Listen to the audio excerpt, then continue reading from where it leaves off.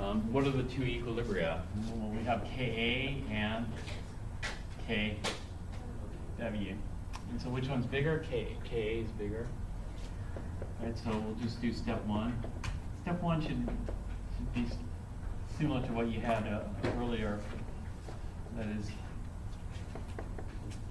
hydrolyzed water form hydronium and chloride. K is very large. It's just something you memorize for strong acids. Okay. Ka is going to be very large.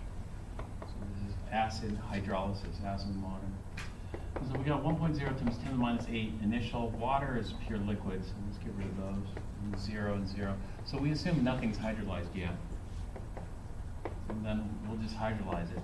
This is going to hydrolyze to completion, so this is going to go down to 0. This is going to go to 1.0 times 10 to the minus 8 molar. 1.0 times 10 to the minus 8 molar. This is where Chem 4 would have stopped. Now Chem 4 stops here, and then let's calculate the pH. Chem 4 ignores the Kw step, which we aren't going to do. We're going to factor in the Kw step. We'll call that step 2. I'll try to do this stepwise. And so what I'm going to do is I'm going to take this hydronium and drop it down to step 2. The chloride stops here, so that's it for the chloride. And if we look at step 2, we have H2O liquid plus H2O liquid. This is going to go to hydronium plus hydroxide. And so I drop down the 1.0 times 10 to the minus 8. Now I'm going to not make 2 initials. I'm just going to make 1 initial. So automatically I'm going to assume that water hydrolysis is not taking place. So I get 0 and 0 from water. And 1.0 times 10 to the minus 8 and 0 from the acid, step 1. So all this is from step 1. Now I'm going to let step 2 happen. So the waters can collide. This is kind of reset. And so what should this be? Should it be plus 1.0 times 10 to the minus 7 molar? Plus 1.0 times 10 to the minus 7 molar? No, that's not going to happen because of what we call common ion, the hydronium.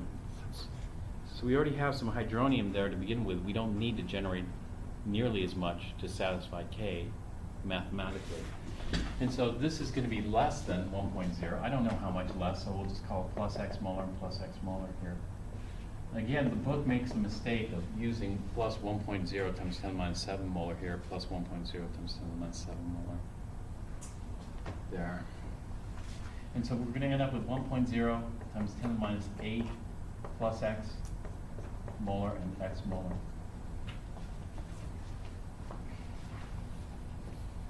Okay, next we're going to solve for X. So I know that Kw is equal to the hydronium times the hydroxide. This is going to equal 1.0 times 10 to the minus 8 plus X times X. We'll go ahead and try the simplifying assumption. We try the simplifying assumption, X is going to be smaller than 1.0 times 10 to the minus 8. So that should simplify into 1.0 times 10 to the minus 8 times X. Kw is equal to 1.0 times 10 to the minus 14, so it's worth doing. X is just equal to 1.0 times 10 to the minus 6. The calculation is much easier. We have to justify it though by taking the percent change. The percent change is 10 to the minus 6 over the original 10 to the minus 8 times 10 squared, which gives us a 10,000% change. 10,000% change is unfortunately too big. So we can't do that. Unfortunately, the simplifying assumption fails. But this is only quadratic, and it's pretty easy to get into quadratic form. So we'll get it in quadratic form. X squared plus 1.0 times 10 to the minus 8x minus 1.0 times 10 to the minus 14 is equal to 0. And then solve for X. So if somebody has a calculator, can they just punch that in? 9.5. Now I'm allowed 2 sig figs, so let me carry 1 extra. 9.5. 0. 9.50 times 10 to the negative 8. All right, let's go back over here and then do this. This is going to be 1.0 times 10 to the negative 8 plus x, which is 9.50 times 10 to the negative 8, which is going to give us 10.50 times 10 to the negative 8. Now, Chem 4 ignores the hydronium contribution from water, but why did the hydronium contributions grow so big? You know, remember the common ion, the predator was supposed to keep the population down. The problem is look how much predator you have, very little, 10 to the minus 8. And so that in fact means that the population can grow quite a bit bigger because of the quantity of predator you have. In fact, if you look at this, this is very interesting. Let's call this 10% and 90. This is more than 90%, this is less than 10%. But about 10% of the hydronium in this solution came from the HCl. And about 90% of the hydronium came from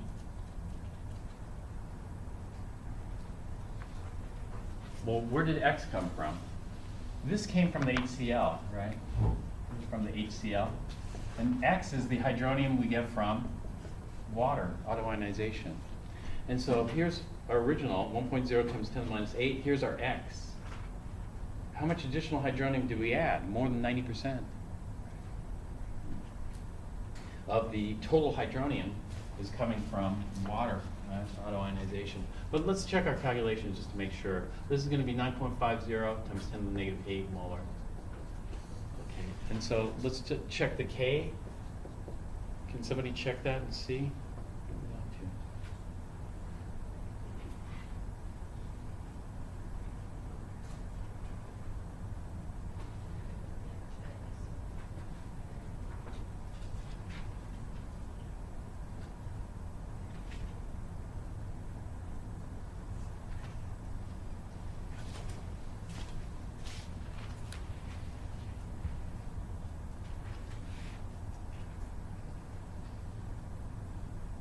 Does it come out close to 1.0 times 10 to the minus 14?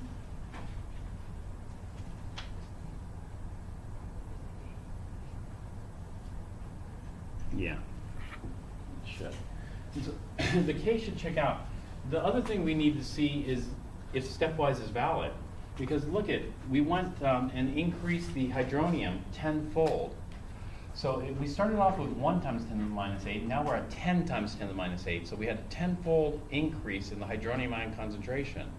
Le Chatelier's principle says that if you increase the concentration tenfold, that should perturb the equilibrium and shift it to the left. But in this case, will there be any shift? There's going to be no shift because it's a one-way reaction. K is very large. And so if we calculate the pH, what is the pH now?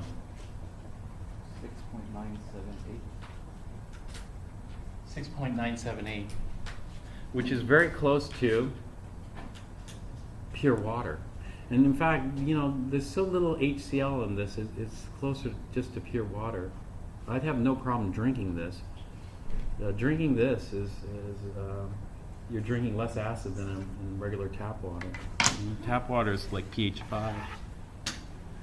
All right, so we can come up with a beaker. And so there's a beaker that's labeled 1.0 times 10 to the minus 8 molar HCl. So what we got in here are the things in the boxes. And so we can inventory the solution. But before I do that, I want to leave you with one more example. We're going to do, this is going to be 1.0 times 10 to the minus 8 molar HCN. So we're just going to do this. But this is different, though, than HCl, because HCl is a strong acid, HCN is a weak acid. So the concentration of HCl molecules is 0 molar. The concentration of hydronium, etc. So we can just fill in the blanks here as we go along. But we're out of time, so I'm going to stop here. How do you calculate the K again? How do you calculate the K? Yeah. Which K? The one in the bottom of the check. Oh, K? Yeah. It's just plug this in. This is the hydronium at equilibrium. This is the hydroxide at equilibrium. So 10.5 times 9.5 and times 10 to the minus 8. Okay.